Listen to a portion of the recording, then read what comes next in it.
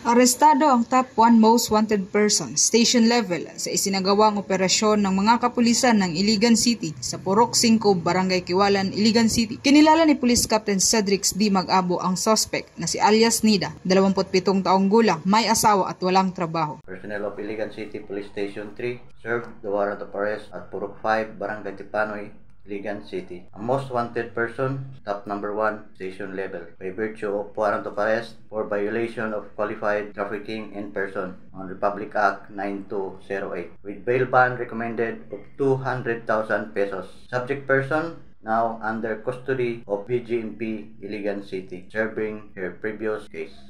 Ang Iligan City PNP ay patuloy na nagbibigay ng importansya sa kampanya laban sa kriminalidad at paglaban sa ilegal na aktibidad at naglalayong mapanatili ang katahimikan at kaayusan sa lungsod ng Iligan.